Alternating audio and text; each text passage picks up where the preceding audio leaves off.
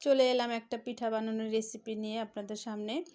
আর এই পিঠা বানানোর এই আয়োজনটা আমি অনেক আগের থেকেই প্ল্যান করতেছিলাম যে পিঠা বানাবো পিঠা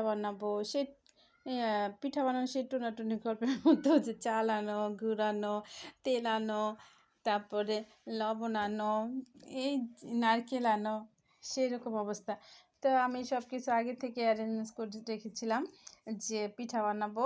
তো বানাবো করে ভাবছি, আর বানানো হয় না। তো ফাইনালি আজকে চলে এলাম পিঠা বানাতে। তো দেখুন আমি কি পিঠা বানাচ্ছি। এটা হলো কুলি পিঠা। নারকেলটাকে পুর করে নিয়েছি, আর এটা হলো আতপ চালটাকে গুঁড়া করে নিয়ে আসছি আমি। আতপ চালের গুঁড়া আর কি, এটাকে ভালো করে আমি সিদ্ধ করে নিয়েছি আর কি। আর এই ভালো করে সিদ্ধ না করলে কিন্তু পিঠাটা হতো না, পিঠা ফেটে ফেটে যেত।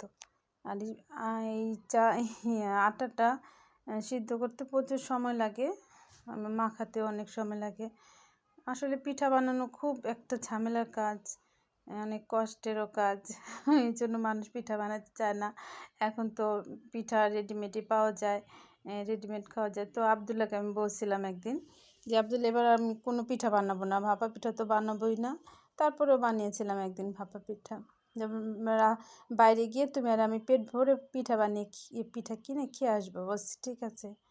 তো আর যাওয়া হয় নাই আসলে। তারপরে তো ঘরে বানালাম, আমার সবগুলো পিঠা হয়ে গিয়েছে দেখুন। আর এটা হলো রস। আমি চুলায় একটা হাঁড়িতে রস বসিয়ে দিয়েছিলাম আগে, যে জাল হচ্ছে। তো বলক চলে আসছে, আমি এখন পিঠাগুলো ছেড়ে দিচ্ছি। আর এটার মধ্যে আমি দুধ দেবো। দুধটাকে আমি ঘন করে রেখেছি, 1 কেজি দুধ পুরো ঘন করে আমি রেখে দিয়েছি। দুধটাকে একটা বলক আসলে আমি দুধটা পিঠার মধ্যে ছেড়ে দেবো। আর এই পিঠাটা খেতে কিন্তু খুবই মজা। তাছাড়া রসের পিঠা খেতে তো আরও বেশি মজা। দুধটা আমি ছেড়ে দিয়েছি দেখুন। এখন রস কিন্তু লাল দেখা যাচ্ছে না, রসের কালারটা পুরো চেঞ্জ হয়ে গিয়েছে, কালারটা কিন্তু সাদা হয়ে গিয়েছে। আর এটা দুধকুলি পিঠা। আর এই দুধকুলি পিঠাটা কিন্তু খেতে খুবই মজা। শীতের সময় পিঠাটা খেতে ভালোই লাগে। আর আবদুল্লাহর আব্বু খুব পছন্দ করে এই পিঠাটা, ওই জন্য আর কি বানালাম।